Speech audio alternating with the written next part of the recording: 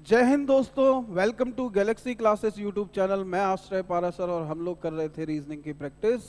तो स्टार्ट कर रहे हैं आज का जो सेशन है।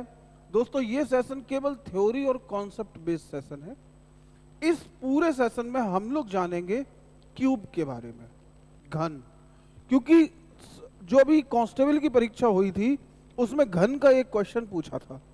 तो ये ऐसी संभावनाएं हैं कि इस जो यूपीएसआई की परीक्षा होगी इसमें भी क्यूब का क्वेश्चन आने की संभावना पूरी तरीके से। तो आज हम लोग क्यूब का पूरा कॉन्सेप्ट जान लेंगे। तो आज के पूरे लेक्चर में क्यूब का कॉन्सेप्ट जानेंगे और फिर क्यूब की प्रैक्टिस करेंगे क्वेश्चंस की, जो कि हमारे आगे प्रैक्टिस सेशंस होंगे उनमें क्यूब के क्वेश्चंस डले होंगे। स्टार्ट कर रहे हैं। सबसे पहले तो जान लेते हैं क्यूब की संरचना।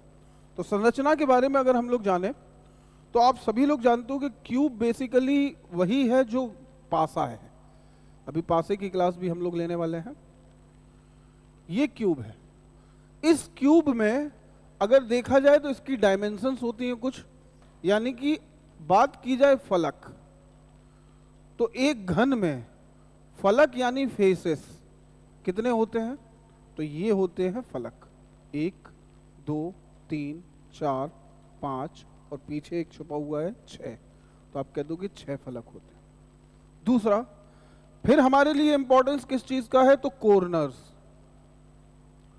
कॉर्नर्स का मतलब होता है कोने। और कोने कितने होते हैं? तो कोने यही हैं, 4 ऊपर होते हैं और 4 नीचे होते हैं, यानी कि कॉर्नर्स कितने होते हैं? 8। अब बात आई दूसरा, तो एक और डायमेंशन होती है जिसको हम लोग बोलते हैं एजेस। एजेस का मतलब होता है किनारे। किनारे कितने होते हैं? तो दोस्तों किनारों को देखेंगे जरा। 4 किनारे ऊपर हैं, 4 किनारे नीचे हैं और 4 ये परपेंडिकुलर है। तो कितने हो जाएंगे टोटल? 12 किनारे हो जाएंगे। तो पूरा क्यूब का जो पूरा कॉन्सेप्ट है वो इन्हीं 3 चीजों पे टिका हुआ है, फलक, किनारे और कोने, फेसेस, कॉर्नर एंड एजेस। तो पहले तो हमें यह पता होना चाहिए कि फेसेस कितने होते हैं। तो 6 फेसेस होते हैं। किनारे कितने होते हैं? तो 12 किनारे होते हैं। और कोने कितने होते हैं? 8 कोने होते हैं। स्टार्ट करते हैं संरचना की तरफ। तो अब आज के लेक्चर में क्या करेंगे हम लोग, एक क्यूब को लेंगे, घन लिया हमने एक, उस घन को एक कलरफुल बाल्टी में यानी लाल कलर से भरी हुई बाल्टी है उसमें डुबो दिया, डुबो के निकालिया। इस बड़े घन को अब हम ऐसा काटेंगे कि उससे छोटे छोटे घन निकल के आ जाए। तो जब छोटे छोटे घन निकल के आएंगे तो उनमें से कई घन ऐसे होंगे जिनकी एक सतह पे लाल रंग होगा, एक फलक पे लाल रंग होगा। कई घन ऐसे होंगे जिनकी 2 सतह पे लाल रंग होगा। कई घन ऐसे होंगे जिनकी 3 सतह पे लाल रंग होगा। और कई घन ऐसे होंगे जो बीच से निकले होंगे, उन पे कोई कलर होगा ही नहीं। तो ये सब चीजों को हम लोगों को आज जानना है कि कैसे एक क्यूब को हमें काटना होता है। तो स्टार्ट करते हैं। सबसे पहले हम एक संरचना ले लेते हैं क्यूब की, जिससे आपको और अच्छे से क्लियर हो जाएंगी सारी चीजें।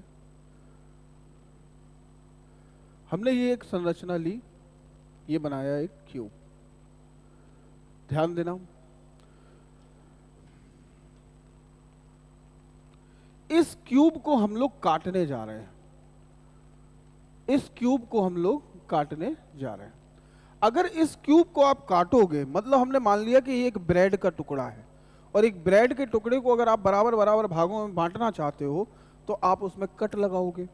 हमने मान लिया कि ये जो पूरा क्यूब था ये 12 सेंटीमीटर का था। तो क्यूब की यही खासियत होती है कि अगर एक भुजा 12 है तो जितनी डायमेंशन है वो सारी 12 पे है। ठीक है। अब अगर इसको हमें काटना है तो सबसे पहला कट आप जो लगाने वाले होगे वो यहां से लगाने वाले होगे।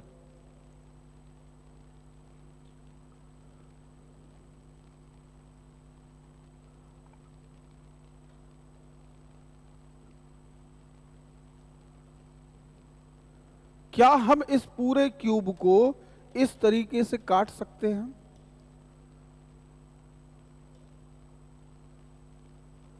यानी हमने इस क्यूब को ऐसे काट दिया, एक तरफ से एक डायमेंशन पे काट दिया। अब आपके पास एक ब्रेड जैसा फॉर्मेट बाहर निकल के आएगा। अब आपने फिर दूसरे कट लगाना शुरू किए तो आपने फिर इसको ऐसे काटा,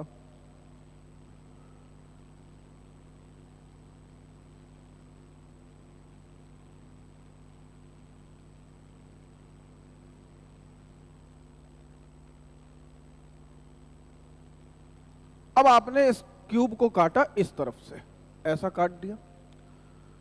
अब आपके पास क्या निकल के आएगा, तो ये एक लंबे लंबे से खंभे निकल के आ जाएंगे।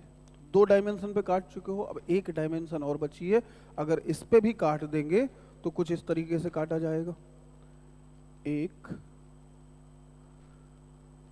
2 और ये। क्या अब ये वाला कट लगाने पे ये पूरा क्यूब बिखर जाएगा छोटे छोटे घनों से? तो आप कहोगे कि हाँ सर, इसमें से अब छोटे छोटे घन निकल के बाहर आ जाएंगे। तो हमने जो ये संरचना बनाई है, इस संरचना में हर एक भुजा जो इस क्यूब की है वो कितने सेंटीमीटर की है? तो आप कहेंगे सर वो 12 सेंटीमीटर की भुजा है। तो इसमें से जो छोटे छोटे क्यूब निकल के आ रहे हैं वो कितने कितने सेंटीमीटर के हमने काटे हैं? तो 3-3 सेंटीमीटर। यानी जो छोटे छोटे क्यूब निकल के आएंगे वो 3-3 सेंटीमीटर के क्यूब निकल के आएंगे।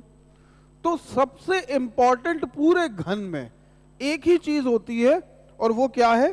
तो इस पूरे घन में जो सबसे इंपॉर्टेंट चीज होती है वो होती है एन। एन, इस एन को कहा जाता है number of parts. Number of parts, ये क्या है? भागों की संख्या। ये भागों की संख्या ये है जितने भी एक भुजा पर भाग काटे गए हैं उन्हीं को हम लोग बोलते हैं पार्ट्स। इस घन में अगर देखा जाए तो 1 2 3 4 4 पार्ट है, यानी कि n बराबर कितना है इसमें? 4। 1 2 3 4 1 2 3 4 1 2 3 4, यानी सब जगह 4-4 का, हर भुजा पे 4 का कट है। यानी कि n बराबर क्या कहलाता है? Number of parts. हमें हर एक क्वेश्चन में घन के एक ही चीज ढूंढनी है, और वो क्या है? n। अगर n आपको मिल गया तो सब कुछ, सारी चीजें आप निकाल सकते हो, सारी चीजें आपको क्या हो जाएंगी? क्लियर हो जाएंगी। सबसे पहली चीज, अगर 12 सेंटीमीटर के घन को हम 3-3 सेंटीमीटर में काट रहे हैं तो कुछ ऐसे ही मिलेगा। यही तो है, 12 सेंटीमीटर के घन को 3-3 सेंटीमीटर में काट रहे हैं। तो पहला फॉर्मूला जो होता है n निकालने का, वो होता है n बराबर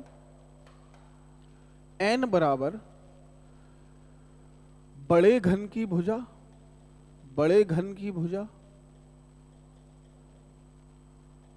side of larger cube upon छोटे घन की भुजा, छोटे घन की भुजा। यानी आपको अगर दिया हुआ है बड़े घन की भुजा दी रखी है और छोटे घन की, जैसे आपसे कहा गया एक 12 सेंटीमीटर बड़े घन को 3-3 सेंटीमीटर के छोटे घनों में काटा जाना है। ध्यान से सुनना, 12 सेंटीमीटर बड़े घन को 3-3 सेंटीमीटर के छोटे घनों में काटा जाना। तो क्या इस लाइन से आप n की वैल्यू निकाल लोगे? तो अभी हमने क्या किया है, बड़े घन की भुजा 12 थी और छोटे घन की भुजा 3 थी, तो हमारी जो n की वैल्यू कितनी आ गई? 4। देखो 4 नंबर ऑफ पार्ट्स है, तो इसी को बोलते हैं नंबर ऑफ पार्ट्स। अब इसमें तो हमने संरचना बना ली तो दिखाई देने लगा, और कोई आपसे कह देता कि 25 सेंटीमीटर बड़े घन को 5-5 सेंटीमीटर के छोटे घनों में काटा जाता है, तो अब आप इतनी बड़ी संरचना बनाते थोड़ी, तो वहां पे पार्ट्स कितने आते? तो 5 का भाग क्या किस में कर देते? 25 में, तो कितना आ जाता? 5। तो n की वैल्यू कितनी आ जाती?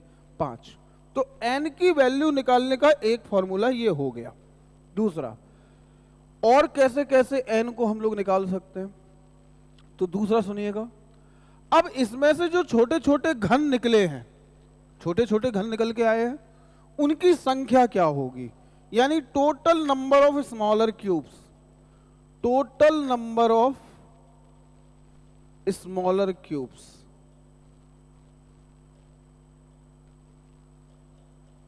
छोटे छोटे घनों की संख्या कितनी होगी? तो n की वैल्यू आ गई होगी, तो n का क्यूब, डेट इज कॉल्ड, जो छोटे छोटे घन इसमें से निकलेंगे उनकी संख्या क्या होती है? n की घात 3। ध्यान देना। अब क्वेश्चन की लाइन मान लो उसने बड़े घन की भुजा और छोटे घन की भुजा नहीं दी है, और हमें निकालना तो n है ही, तो हो सकता है वो आपसे ये कहे कि एक बड़े घन को 343 छोटे छोटे घनों में काटा जाता है, तो क्या यहाँ से n निकल आएगा? तो आप कहोगे कि हाँ n क्यूब बराबर कितना हो जाएगा 343, तो n बराबर कितना हो जाएगा 7। समझ गए? तो यहाँ से भी n की वैल्यू हम लोग निकाल सकते हैं। तो n की वैल्यू निकालने के लिए अभी तक हम लोग दो चीजें देख चुके हैं, तो या तो आपके पास ये दो जो जानकारी दी जाए क्वेश्चन में तो n निकल आएगा, या फिर आपके पास ये वाली जानकारी क्वेश्चन में दी जाए तो n निकल आएगा। और तीसरी जानकारी क्या है? Total number of cut. इस क्यूब को काटने में कितने कट लगाए गए? Total number of cut. Total number of cuts कितने लगाए गए? तो आप मुझे जरा बताओ, अगर इस पे देखा जाए एक भुजा पर तो कितने कट लगाए गए? तो आपने कहा 1 2 3, 1 2 3, 3 कट लगाए गए। और फिर यहां पे जो ग्रीन वाला है 1 2 3, 3 यहां पे लगाए गए। और ये जो पिंक वाला है 1 2 3, 3 यहां पे लगाए गए। तो टोटल कितने कट लगाए गए? 9 कट लगाए गए। हर डायमेंशन पे 3-3 कट लगाए हमने, तब जाके काटा। तो अगर आपसे कहा जाए टोटल नंबर ऑफ कट्स कितने लगाए गए, तो 9 लगाए गए। तो हुआ क्या कि आपने 3 बार लगाए, तो एक भुजा पर कितने कट लगाए गए? तो जितने भागों में बांटा जा रहा है उससे एक कम कट लगाया है कि नहीं? 4 भागों में बांटा गया तो 3 कट लगे हैं, 3 ही कट तो लगाए गए हैं।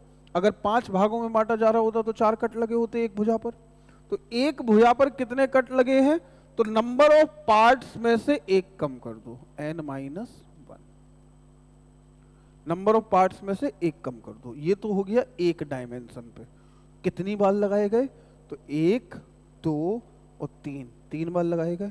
तो n-1 गुणा 3, तो that is called total number of cut.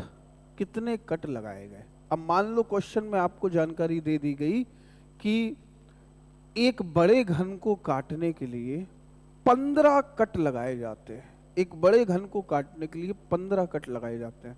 तो आपको यहां से पता चल जाएगा 15 कट लगाने का मतलब है n की वैल्यू क्या होगी। तो 15 बराबर 3n-1, 3 से कटा 5 बार और ये एक इस तरफ आएगा, तो n बराबर कितना आ जाएगा? 6 आ जाएगा।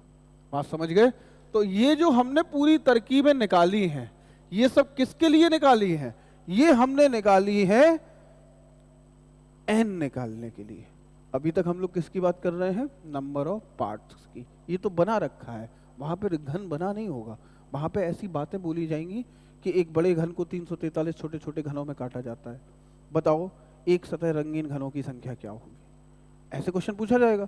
तो आपको सबसे पहले क्या चाहिए होगा? n। तो 343 छोटे छोटे घन यानी n³ बराबर 343, n बराबर 7। अब आप फॉर्मूले में वैल्यू रख दोगे।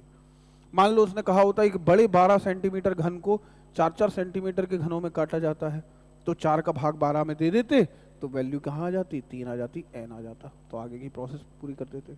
मान लो वो कह देता कि एक बड़े घन को काटने के लिए 21 कट लगाए गए, तो भी आप क्या निकाल लेते? n की वैल्यू निकाल लेते, 3n-1।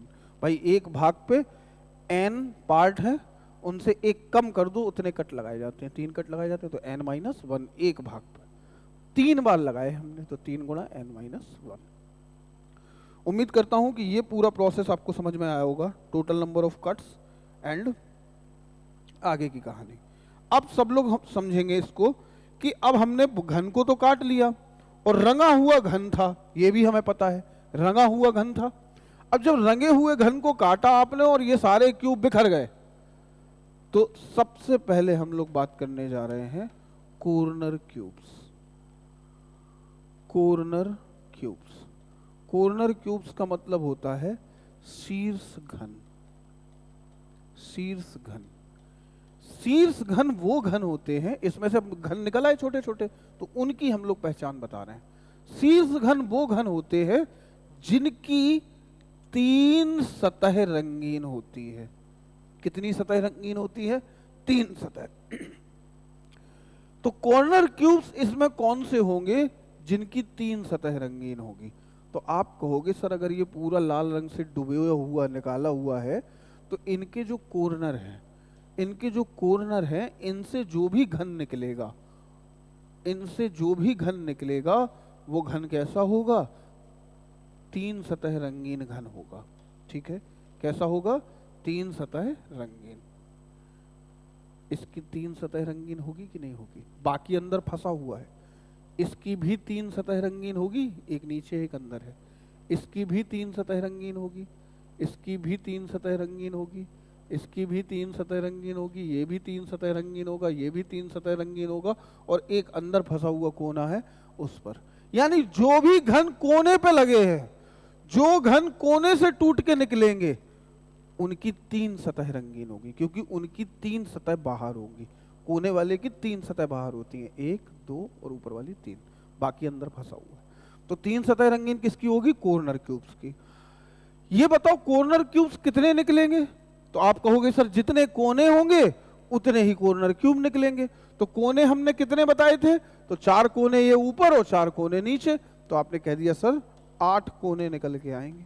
तो वैल्यू कितनी आ जाएगी? 8। यानी ये फिक्स है।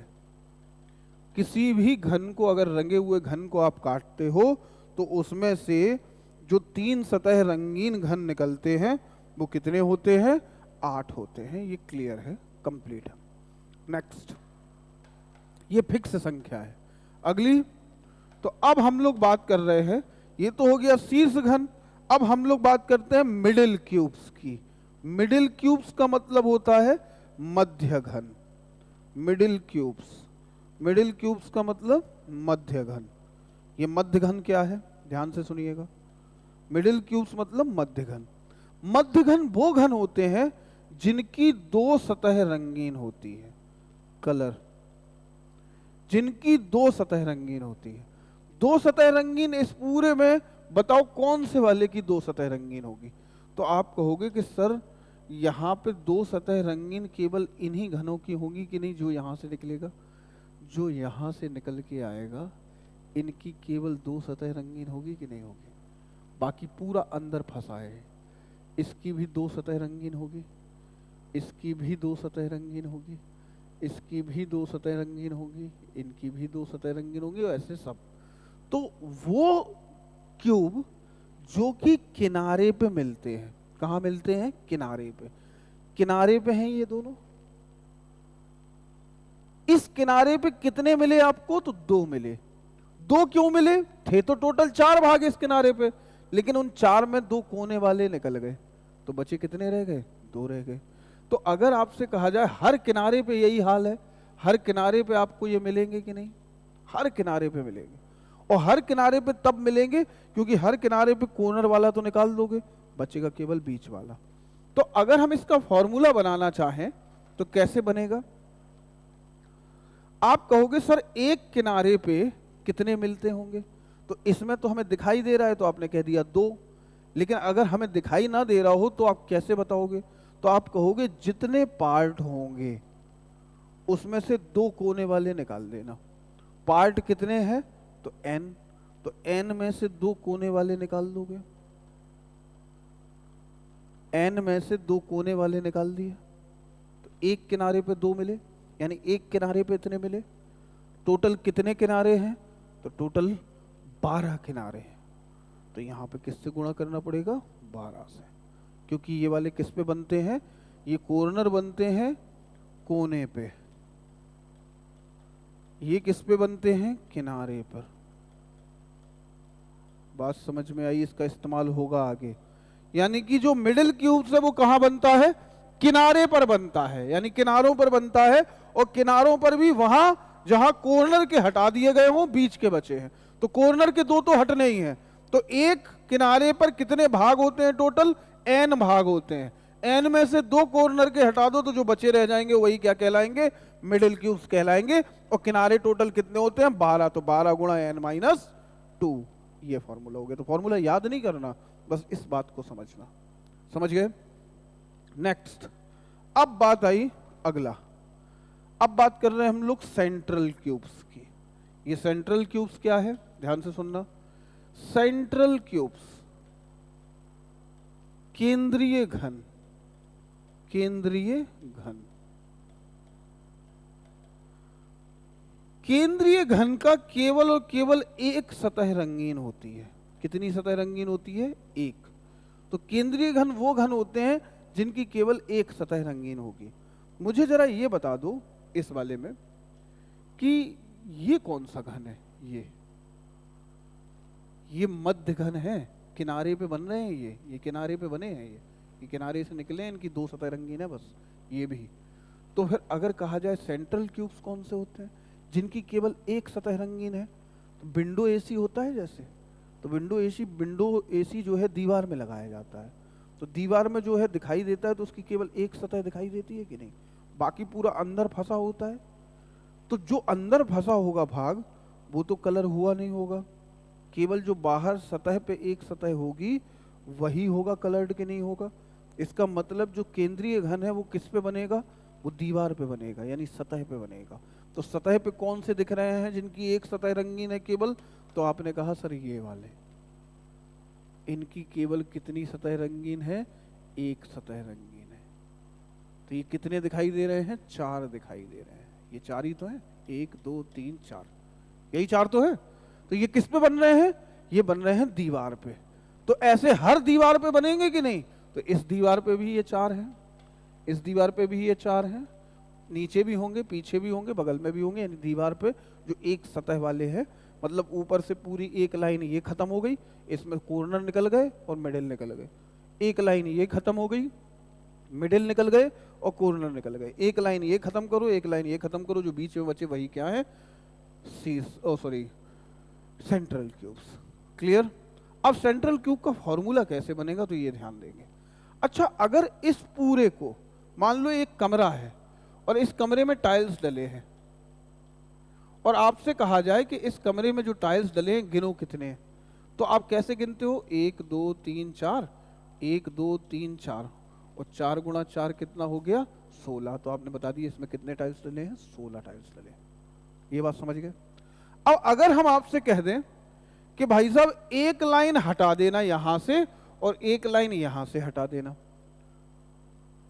तो अब आप क्या गिनोगे? तो जब ये लाइनें हट जाएंगी तो आप कैसे गिनोगे? तो यहां पे कितने गिन पाओगे? 1 2, और यहां पे कितने गिन पाओगे? 1 2। मतलब आपने क्या किया? 4 में से 2 घटा दिए और 4 में से 2 घटा दिए, क्योंकि ये लाइन तो बाहर हो गई, बस यही गिनना है। तो 4 में से 2 घटा दिए, और 4 क्या था? Number of part. तो आप कहोगे नंबर ऑफ पार्ट, ये वाली भुजा कितनी होगी? 1 2 3 4, 4 थी, 1 2 3 4। 4 में से एक लाइन ये हट जाएगी और एक लाइन ये हट जाएगी। कितनी घटी? 2। इस तरफ आओ, 1 2 3 4, 4 में से एक लाइन ये घट जाएगी, एक लाइन ये घट जाएगी। तो गिनती कैसे करोगे? तो आप क्या कहोगे? n-2 और इंटू n-2, 4 में से 2 घटा के। फिर से समझना, करना, ये बात समझ में आई हो। जैसे ये पूरा कमरा है, इस कमरे में आपको टाइल्स गिनने हैं, तो आपने एक भुजा गिनी, दूसरी भुजा गिनी और दोनों का गुणा कर दिया। ठीक है, यहां तक बात क्लियर हुई। अब ये भुजा जो गिनी थी आपने, मान लो इसमें 10 निकले थे और इसमें निकले थे 10। ठीक है, मैं आपसे कह दूं ये पूरी एक टाइल्स की लाइन हटा दो, इधर से पूरी एक टाइल्स की लाइन हटा दो, तो जो आपने यहाँ पे 10 गिने थे, तो उन 10 में से 1 और 2 टाइल्स कम हो जाएंगे कि नहीं? तो 8 बचे। और जो यहाँ पे 10 गिने थे, इनमें से भी 10 में से 1 और 1 2 हटा दिए, तो 8 बचे। 8 और 8 का गुणा कर दोगे तो बीच के 64 आ जाएंगे कि नहीं? वही काम तो किया है हमने। यहाँ पे कितने थे? n, और यहाँ पे n, नंबर ऑफ पार्ट्स तो n है। n में से 2 हटा दी लाइन, तो n-2, n में से 2 हटा दी लाइन, n-2, दोनों का गुणा कर दिया तो n-2 का होल स्क्वायर। तो आंसर क्या होगा इसका? n-2 का होल स्क्वायर। ये एक सतह पे आया, सतह पे बनता है तो एक सतह पे कितना आया? n-2 का होल स्क्वायर। कितनी सतह है टोटल? तो आपने कहा 6 फलक होते हैं, तो सब पे निकल के आएंगे यही कि नहीं? तो 6 गुणा n-2 का स्क्वायर, यानी सतह पर। बहुत ध्यान से समझना, बस यही है पूरा खेल, सारा खेल यही है। ये फॉर्मूले आपको याद नहीं करना है दोस्तों, बस केवल समझना है, और समझ गए तो फिर कभी गलत नहीं होगा। तो ये क्या हो गए? केंद्रीय घन, शीर्ष घन, जिनकी एक सतह रंगीन होती है। अब बात आती है इनर सेंट्रल क्यूब्स की। ये इनर सेंट्रल क्यूब्स क्या है? इनर सेंट्रल क्यूब, अंतः केंद्रीय घन, अंतः केंद्रीय घन। ये अंतः केंद्रीय घन वो घन होते हैं जिनकी कोई सतह पे रंग नहीं होता, जीरो, कलरलेस। ये कैसे होते हैं? कलरलेस। भैया पूरा डुबो दिया और बाहर निकाल लिया तो कलरलेस होते हैं, क्योंकि अंदर से निकल के आएंगे। तो अंदर से जब निकलेंगे कैसे? जब आप ये पूरी लाइन उठा के अलग कर दोगे, ये अलग कर दोगे, नीचे की अलग कर दोगे, बगल की अलग कर दोगे, दो ये अलग कर दोगे, तो दो, दो और दो, हर डायमेंशन से दो दो निकाल दिया तो n-2 का होल क्यूब, n-2 का होल क्यूब, यही हो जाएगा क्या? Number of inner central cube. ये क्या है? Number of central cube. वो क्या है? Number of middle cube. और ये क्या है? Number of corner cube. बात समझ गए? यानी कि ये पूरी जो कहानी थी, इस कहानी को आपने समझा अभी तक, तो इसमें क्या क्या देखा आपने? ये निकालना देखा कि कैसे ये इनको निकाला जाता है, फॉर्मूले क्या है। तो सबसे इंपॉर्टेंट था corner cube. Corner cube fix होता है 8। मिडिल क्यूब्स, मिडिल क्यूब्स में किस पे बनते हैं? किनारे पे बनते हैं, इन किनारों पे, जिनकी दो सतह रंगीन होती है। तो एक ऊपर होगी, एक नीचे, दो किनारे हैं, इस किनारे पे बनेगा तो एक इधर वाली सतह रंगीन होगी, एक इधर वाली सतह रंगीन होगी। लेकिन इस किनारे पर दो कोने वाले हटाने पड़ेंगे, तो आपने कहा n-2, n-2 बनेंगे इस किनारे पे। ऐसे कितने किनारे हैं? 12 किनारे, तो 12 गुणा n-2। अब आ जाओ मध्य घन, केंद्रीय घन। केंद्रीय घन कहाँ बनते हैं? दीवार पे, विंडो एसी मैंने बोला था, दीवार पे बनता है। और दीवार पे भी बीच में बनेगा, क्योंकि ऊपर की लाइन तो निकल गई, कॉर्नर और मध्य घन ले गए, नीचे की लाइन भी कॉर्नर मध्य घन ले गए, ये किनारा भी गया, ये किनारा भी गया, तो दोनों चारों किनारे हट गए। तो यहां से n-2, n-2, n-2 का होल स्क्वायर। और कितनी सतह होती हैं? 6। तो n-2 का होल स्क्वायर इंटू 6। अंतः केंद्रीय घन पूरे डिब्बे के अंदर वाले, ये भी गया, ये भी गया, ये भी गया, अंदर से निकल के बाहर आया। तो ये क्या हुआ? n-2, n-2, n-2, इनका होल क्यूब। तो ये पूरा फॉर्मूले का सेगमेंट है जो आपने जस्ट अभी अभी देखा। तो इसका आप लोग स्क्रीनशॉट ले लीजिए। याद नहीं करना है, मैं फिर से बार बार वही आपको समझाता हूँ कि भैया इनको याद मत करिएगा, क्योंकि याद करेंगे तो फिर आगे जो क्वेश्चंस होंगे वो थोड़े से टिपिकल हो जाएंगे और आपको उनमें तकलीफें हो जाएंगी। जैसे मान के चलो क्वेश्चन कैसे आ सकता है, जैसे हमने यहाँ पे लिखा, ध्यान देना, हमने आपसे कहा कि एक बड़े घन को 343 छोटे छोटे घनों में काटा जाता है। एक बड़े घन को 343 छोटे छोटे घनों में काटा जाता है, 343 छोटे घनों में काटा जाता है। तो उसने पूछा कि बताओ कितने घन ऐसे बनेंगे जिनकी एक सतह रंगीन होगी, जिनकी एक सतह रंगीन होगी, कितने ऐसे बनेंगे। एक सतह रंगीन पूछ रहा है वो। अब ध्यान से सुनना, एक सतह रंगीन पूछ रहा है, 343 छोटे छोटे घनों में काटा जा रहा है। तो सबसे पहला काम आपका क्या होगा? n निकालना। तो 343 छोटे छोटे घन है तो n³ बराबर 343, तो n बराबर कितना हो जाएगा? 7। n बराबर 7, ठीक है, यहां तक क्लियर। अब n की वैल्यू अगर आपकी आ गई तो आगे भी काम हो जाएगा कि नहीं? n की वैल्यू अगर आपकी आ गई तो एक सतह रंगीन घन कौन से होते हैं? जो दीवार पे बनता है, विंडो एसी। तो दीवार पे बनता है तो दीवार में कितनी होती हैं? 6।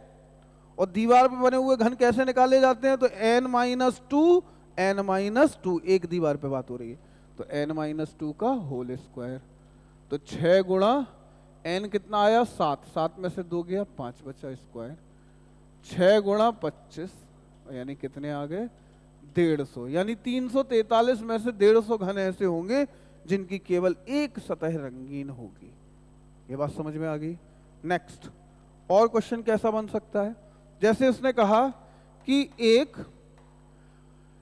एक बड़े घन जिसकी भुजा L है को उसके चौथाई भुजा वाले घनों में काटा जाता है। यानी जो छोटे छोटे घन है उनकी भुजा क्या हो जाएगी? L/4। तो वो पूछ रहा है कि बताओ दो सतह रंगीन कितने घन बनेंगे? तो बड़े वाले घन की भुजा L है, छोटे वाले घन की भुजा L/4 है, और उसने पूछा है कि दो सतह रंगीन कितने घन बनेंगे। तो पहले n निकालेंगे, और n निकालने के लिए ये बड़े घन की भुजा है, ये छोटे घन की भुजा है, तो n कैसे निकलेगा? n बराबर L divide by L/4, L/4। तो इसको कैसे निकालोगे? तो ये कितना हो जाएगी? 4। तो n बराबर कितना आ गया? 4। बस यही हमारा काम था। n बराबर 4 जैसे ही निकल के आया तो हमने बोला कि दो सतह रंगीन, दो सतह रंगीन किस पे बनती है? किनारे पे। एक सतह ये, एक सतह ये, और किनारे पे भी कैसे बनती है? दो कोने वाले हटा के। तो n-2, और कितने किनारे होते हैं? 12। तो 12 n-2। तो 12 का गुणा करेंगे किसमें? 4 में से 2 गया, 2 बचा, 12 दूना 24। तो 24 क्या हो जाएंगे? दो सतह रंगीन घन। 24 कितने आ जाएंगे? दो सतह रंगीन घन। इतनी बात समझ में आ रही होगी क्वेश्चन कैसे कैसे बदला जाता है। तो इस भाषा से बस n निकाल लो एक बार, फिर तो फॉर्मूले में वैल्यू रखनी है। तो n निकालने की ही कहानी थोड़ी सी टिपिकल है। मान लो उसने कह दिया कि किसी बड़े घन को 125 छोटे छोटे घनों में काटा जाता है, तो यहां से n निकल के कितना आ जाएगा? 5। तो वो ये कहेगा कि जब इनको काट दिया जाता है तो जो छोटे छोटे घन निकलते हैं उनमें ये बताइए कि कम से कम दो सतह रंगीन घन कितने होंगे? कम से कम दो सतह रंगीन घन, दो सतह रंगीन, कम से कम दो सतह रंगीन घन कितने होंगे? तो अब इसमें उसने बोल दिया कम से कम दो सतह रंगीन, तो भैया जो काटा गया होगा तो उसमें हर तरह के डले होंगे। किसी की एक सतह रंगीन होगी, किसी की एक भी सतह रंगीन नहीं होगी, किसी की दो सतह रंगीन होगी, किसी की 3 सतह रंगीन होगी। उसने कहा कम से कम 2 होनी चाहिए, ज्यादा से ज्यादा कितनी भी हो। तो यानी 2 तो होनी चाहिए, 3 भी हो सकती है, लेकिन 1 और 0 नहीं हो सकती। समझ गए? तो 3 सतह रंगीन तो फिक्स होते हैं कितने? 8। चाहे जितना बड़ा घन हो 8 ही मिलेंगे 3 सतह रंगीन। और 2 सतह रंगीन हम 5 से निकाल लेंगे। 2 सतह रंगीन का फॉर्मूला क्या था? 12 n-2, क्योंकि 2 सतह रंगीन किनारे पे बनता है और किनारा क्या है? 12। तो 12 n-2, यानी 12 में गुणा किया 3 का, 5 में से 2 गया तो कितना बचा? 3। 36। 36 में 8 जोड़ दिया तो कितना आ गया? 44 आंसर। तो ऐसे भी क्वेश्चन पूछ लिए जाते हैं, जो हम लोग आगे अब चर्चा करेंगे, क्वेश्चंस पे जाएंगे तब ये मिलेंगे विभिन्न तरह के क्वेश्चन। अब बात आती है अलग अलग कलर्स की। ये अलग अलग कलर्स क्या है, इसको थोड़ा सा ध्यान से देखिएगा। इसको अगर आप समझ गए तो सारी कहानी सेट है। चलिए, जैसे हमने एक घन लिया, ये ध्यान से देखना, ये हमने एक घन लिया। इस घन पे यहां भी रेड कलर है, यहां भी रेड कलर है, यहां भी रेड कलर है, पीछे भी रेड कलर है, नीचे भी रेड कलर है, और इस तरफ भी रेड कलर है। यानी जो अभी तक हम लोग काम कर रहे थे दोस्तों, वो काम क्या कर रहे थे कि सब पे एक ही रंग था, एक ही रंग की बाल्टी में डुबो के निकाला था। तो एक सतह रंगीन था, 2 सतह रंगीन था, 3 सतह रंगीन। अब एक घन लिया हमने, एक घन लिया, और वो कैसा लिया कि ये सतह ऑरेंज है, ये सतह ऑरेंज है, बाकी सब ब्लू है, रेड कर दो, बाकी सब रेड है।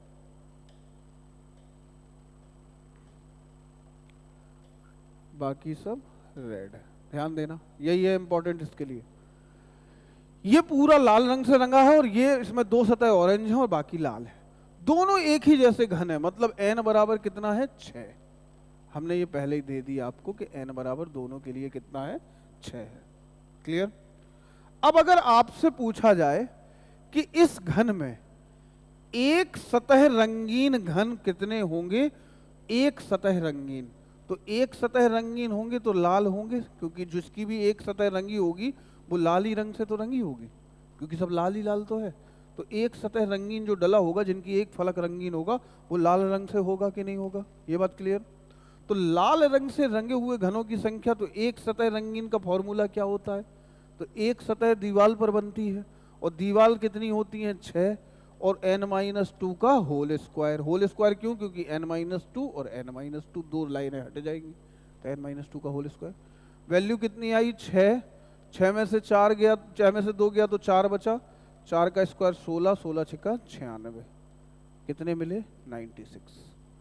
बात समझ गए? कितना आया? 96।